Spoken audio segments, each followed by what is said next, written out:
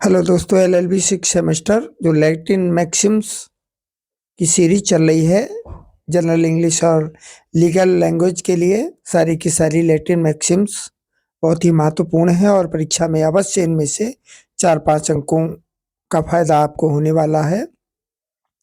Video पूरा सुनिएगा। बचे हुए मैक्सिम्स आपको नेक्स्ट वीडियो में मिलेंगे। देखते हैं।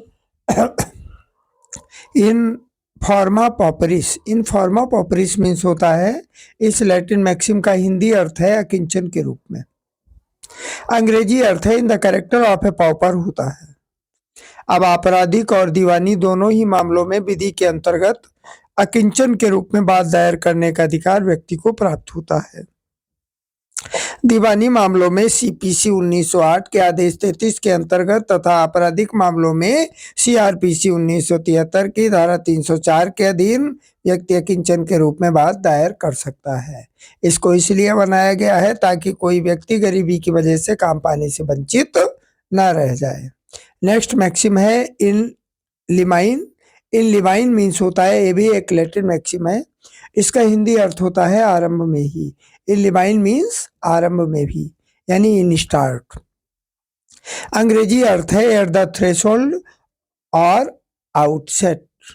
प्रिलिमिनरली इसको विधिक संसार में इस्तेमाल और समझा जाने वाला भावार्थ लायर्स आर्गोट आरंभ में समावेदन के तात्पर्य में समझा जाता है।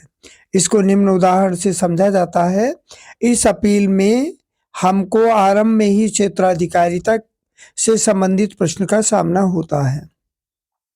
स्टेट ऑफ राजस्थान बनाम भारत संघ AIR 1977 SC 1361 के बाद में भारत संघ की ओर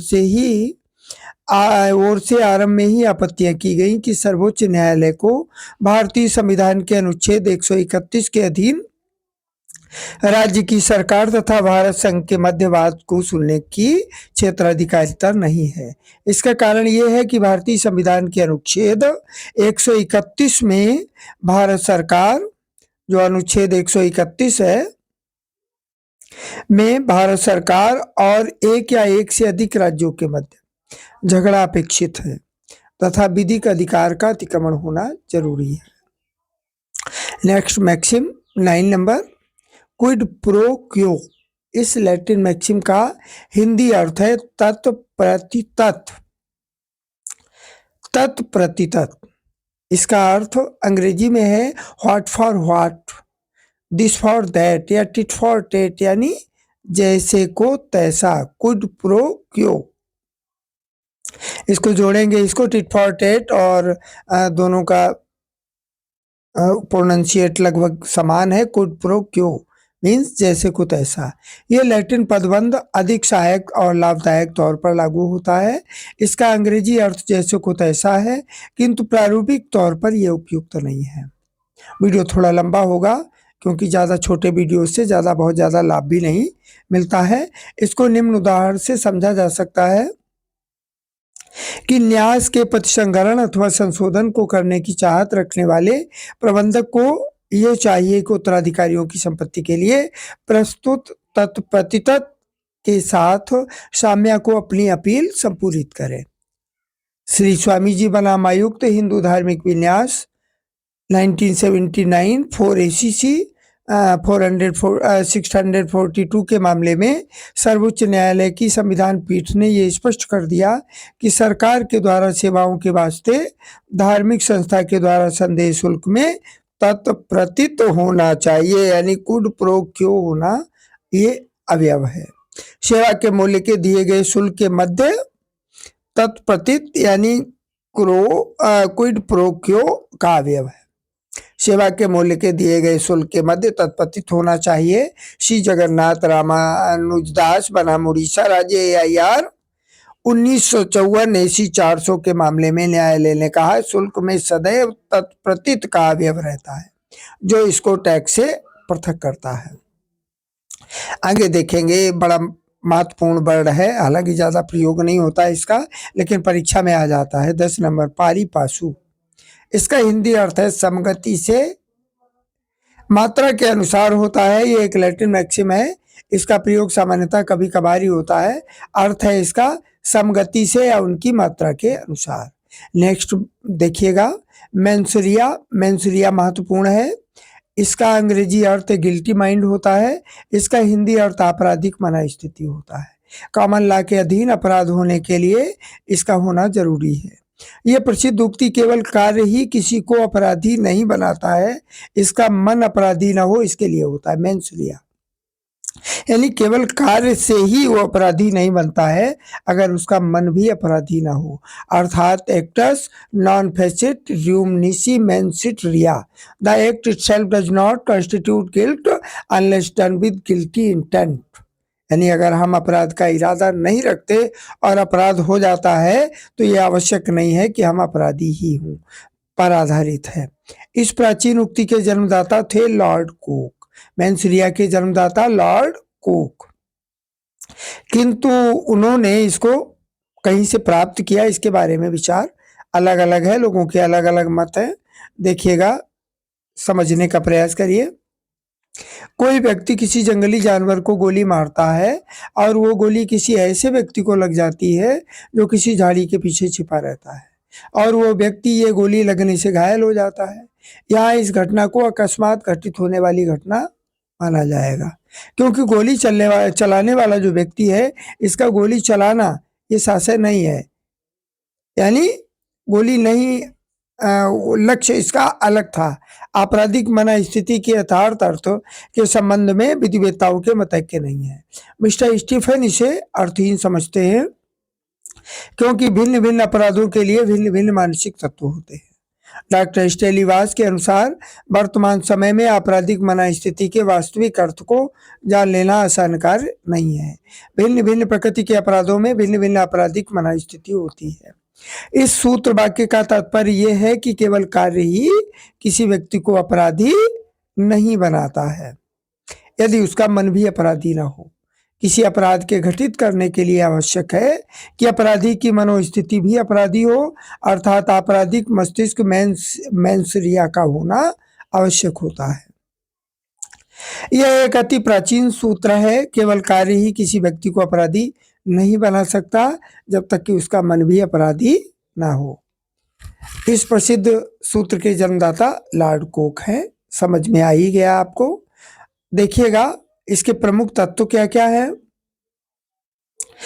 इसके शारीरिक तत्व है एक्टस रियस या आपराधिक कार्य, और दूसरा है मानसिक तत्व यानी मेंसरेस यानी आपराधिक मनस्थिति।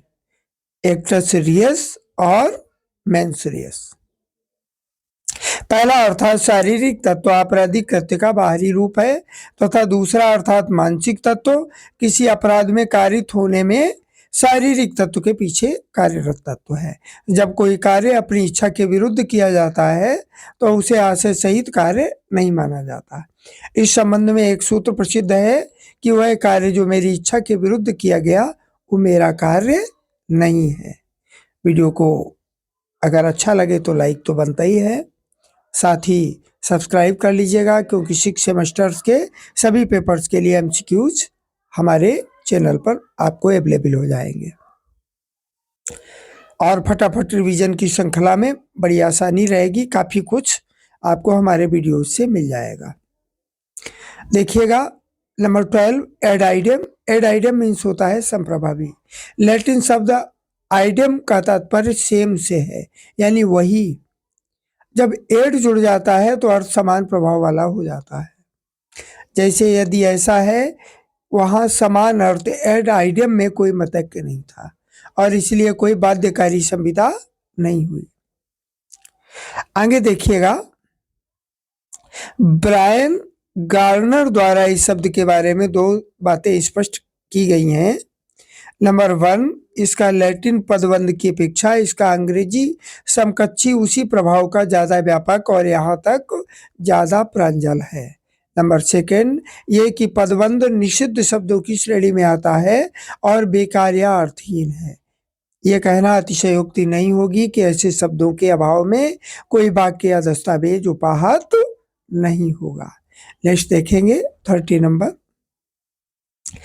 Amicus curiae. न्याय मित्र को एमिकस क्यूरी कहते हैं। एमिकस क्यूरी से तात्पर्य है न्याय मित्र। अर्थात अधिवक्ता जो स्वेच्छा अथवा न्यायालय के आमंत्रण पर न्यायालय की सहायता करता है, एमिकस क्यूरी कहलाता है। परंतु ऐसी सहायता किसी पक्षकार की हिदायत पर नहीं होनी चाहिए। न्याय मित्र की आवश्यकता ऐसे मामलों में पड़ती है जहां किसी वाद का वादकारी किसी विधिक सलाहकार के माध्यम से अपना पक्ष प्रस्तुत न कर स्वतः अपना पक्ष प्रस्तुत करता है। ऐसे मामलों में न्यायालय की प्रक्रियात्मक तथा तकनीकी आवश्यकताओं से संगत कार्यवाही सुनिश्चित करने के लिए न्यायालय किसी अधिवक्ता की सहायता आमंत्रित करता है। वह अधिवक्ता न्याय मित्र के रूप में न्यायालय की सहायता करता है। राजपाल वर्मा बनाम चांसलर, मेरठ यूनिवर्सिटी, 1997, 6 ACC 365 में अपीलार्थी स्वयं मामले की पैरवी कर रहा था।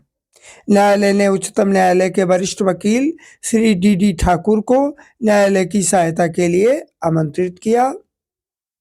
श्री डी ठाकुर ने अनुग्रह पूर्वक न्यायालय का आमंत्रण स्वीकार कर न्यायालय की सहायता की।